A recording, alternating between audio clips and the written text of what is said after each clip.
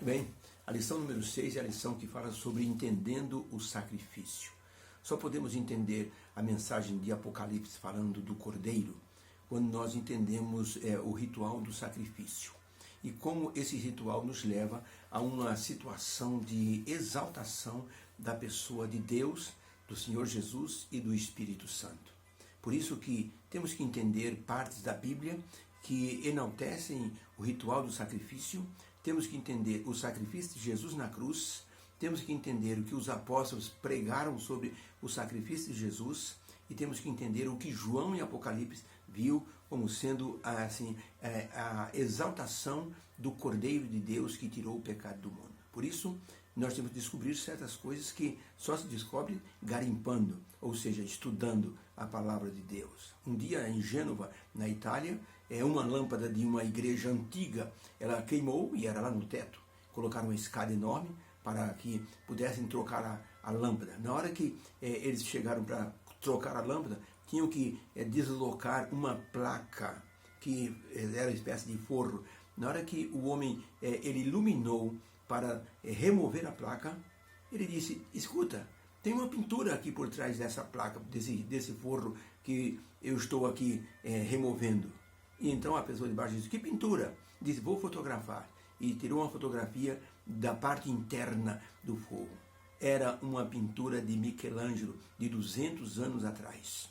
O forro foi todo tirado e descobriu-se que, o bolor estava tomando conta. Foi recuperado, restaurado, e a beleza daquele teto pintado, como se foi, assim como for a Capela Sistina em Roma, então mostrou a beleza da pintura de Michelangelo, que ele pintava pinturas ornamentais. E então veja, isso hoje as pessoas vão até essa igreja e ficam apreciando, tirando foto daquela pintura no teto. Algo impressionante. Como é que um camarada consegue pintar no teto, quase de cabeça para baixo? E Michelangelo, na época, disse para o seu mestre: mestre, eu não sou digno. O mestre adoeceu, era o mestre dele que estava assim pintando. Ele adoeceu e disse: Michelangelo, você vai lá. Ele era apenas um moço de 17 anos. Você vai terminar a minha obra. Michelangelo disse: mas senhor, eu vou estragar a sua obra. Então o professor disse: Michelangelo, o que eu fiz não consegue inspirar você a fazer pelo menos o melhor que você pode? Ele foi até na Capela Sistina e disse: mestre, eu vou tentar. E se tornou a beleza que o mundo admira até hoje. Então, nessa outra igreja, foi preciso uma descoberta casual para que as pessoas pudessem apreciar a bela pintura que estava por trás daquele forro. Quando nós estudamos a palavra de Deus, descobrimos coisas que nós antes não sabíamos, como, por exemplo, entendendo o sacrifício. Nós vemos que a descoberta é fantástica. E por isso, quando nós olhamos para as profecias, nós olhamos que poucos profetas tiveram assim o prazer de descobrir como era o trono de Deus. O profeta Isaías, o profeta Ezequiel, o profeta João, pelo menos esses três, viram o trono de Deus assim de perto em visão. E tiveram reações diferentes quando eles viram aquilo que eles assim imaginavam que era apenas um lugar suntuoso. Quando eles viram a beleza, a santidade, eles caíram assim em uma situação de reação. Por exemplo, Isaías ficou desesperado. Ele disse: eu vi o Deus do céu, eu sou um homem de lábios impuros, eu vou morrer. Aí o anjo veio e tocou no lábio dele com uma brasa do altar celestial e ele foi purificado. Ezequiel ficou estático quando ele viu os querubins voando com 6 asas, quando ele viu a beleza do santuário, o trono de Deus, quer dizer, o esplendor, a pessoa de Deus sentada no trono. Ele ficou assim estupefato. Foi o profeta que mais defendeu a glória de Deus, foi o profeta Ezequiel. Pode ler o livro dele, vocês vão perceber isso. E João então? João disse: eu vi o santuário aberto, eu vi o trono de Deus. Ele diz: eu vi os 4 animais viventes, eu vi os 24 anciãos, eu vi uma multidão gritando: santo, santo, santo. João ficou também impressionado e começou a chorar. João começou a chorar, porque a cena era para abrir o livro que tinha os 7 selos, e ninguém era digno. Foi então que João começou a chorar, até que apareceu o Cordeiro. Quando João viu o Cordeiro de Deus sendo assim honrado, sendo adorado pelos seres celestiais, ele ficou em êxtase. E por isso ele descreveu a beleza daquele momento. E disse que o seu coração acalmou quando ele viu que o cordeiro era digno de abrir o livro dos 7 selos. Essas são visões maravilhosas que nós temos que entender, porque o cordeiro que era morto, as pessoas quase que não davam nada por um cordeiro. Mas quando esse cordeiro morreu na cruz, aí o mundo espiritual do mal estremeceu. Quando Jesus ressuscitou, aí o céu estremeceu, porque Jesus voltaria para lá para ser glorificado, receber o trono à direita do Pai, se tornar o nosso intercessor. Agora, a visão de João é a visão de vitória. Jesus venceu a besta da terra, a besta do mar, o falso profeta, o espiritismo, o dragão. Capítulo 12 e 13 mostram isso. No capítulo 14, a glória aparece com as 3 mensagens angélicas. No capítulo 18, aparece um anjo poderoso iluminando a terra, seja, representando o poder do Espírito Santo, capacitando os filhos de Deus a pregar a 3ª mensagem angélica. Aí vem capítulo 19, 20 e 21, é a glória eterna, é a santa cidade, é a vitória final. Então vale a pena estudar o Apocalipse, entendendo as partes anteriores.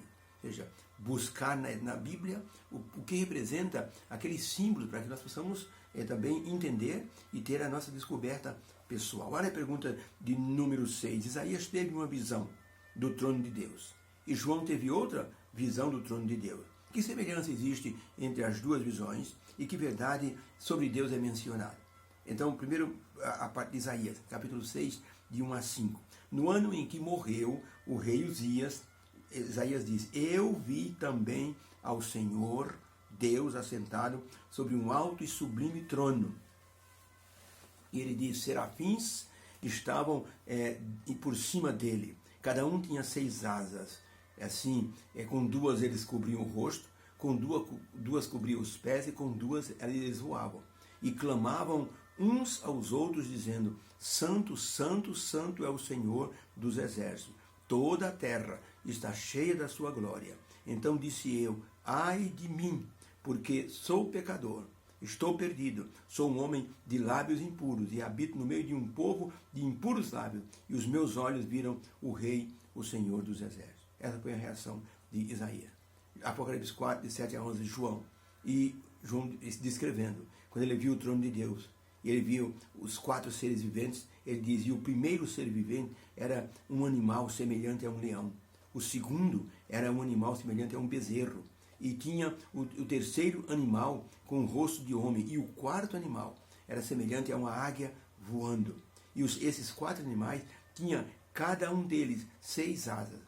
E ao redor e por dentro estavam cheios de olhos, e não descansavam nem de dia nem de noite, dizendo, clamando: Santo, Santo, Santo é o Senhor Deus, o Todo-Poderoso, que era, que é e que há de vir. E quando os animais davam glória a Deus, honra e ações de graça ao que estava assentado sobre o trono, aquele que vive para todo o sempre, os 24 anciãos se prostraram diante daquele que estava sentado sobre o trono e o adoravam, de maneira que lançavam as suas coroas diante do trono, dizendo: digno és, Senhor, de receber toda a glória, toda a honra, todo o poder, porque tu criaste todas as coisas, e por tua vontade são e foram criadas. Então a pergunta é, nessas 2 visões de Isaías e João, que semelhança ou que pontos em comuns nós encontramos? E o que é falado sobre Deus nessas 2 visões? A resposta é: os seres celestiais, nas 2 visões, os seres celestiais louvavam a Deus, proclamando que ele era santo, santo, santo.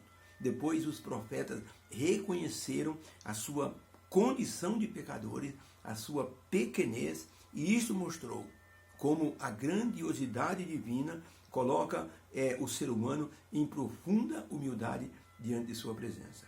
Tanto Isaías como João tiveram uma reação de humildade, de pequenez. Somos muito pequenos diante da grandiosidade do Deus Todo-Poderoso.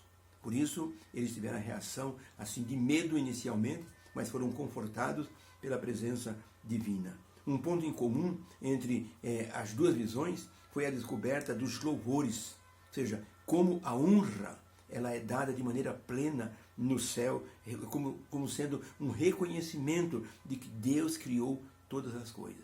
Nós hoje não damos muita assim, muito valor para isso. Nós nem pensamos que Deus nos criou. Nós nem pensamos que Ele é o Criador de tudo. Mas os anjos no céu não cansam de dizer: o Senhor é o Criador. Quando nós reconhecemos que Deus é o Criador, nós reconhecemos a sua soberania sobre o mundo, sobre as nações e sobre a nossa vida. E reconhecemos nossa pequenez espiritual.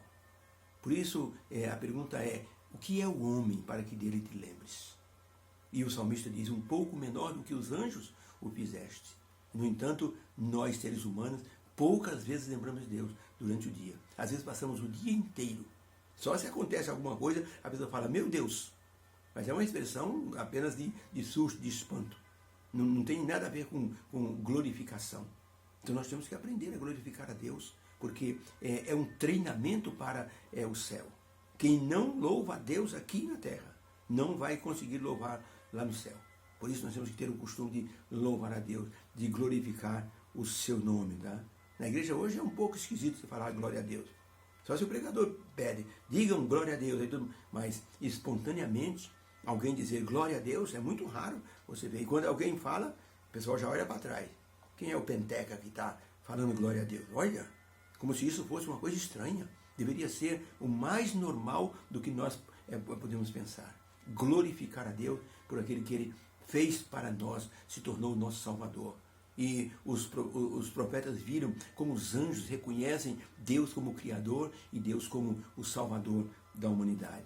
Ellen White escreveu no Grande Conflito, página 671, o seguinte: perante o universo foi apresentado claramente o grande sacrifício do amor feito pelo Pai e pelo Filho em prol do homem caído, suportando a cruz e vencendo a morte, e por isso Cristo ele é honrado diante da corte celestial.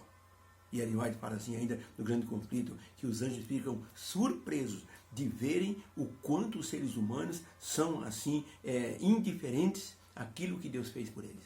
Os anjos ficam impressionados, porque os anjos não param de louvar a Deus, não param de glorificar. E nós nem sequer pensamos que Deus nos salvou, que Deus nos colocou numa condição melhor. Deus nos abençoe. A lição vem para que nós possamos ficar espertos, alerta, para que possamos fazer essa descoberta de que Deus merece toda a nossa honra, todo o nosso louvor, todo o nosso ser. Deus abençoe a todos. Fica com Deus.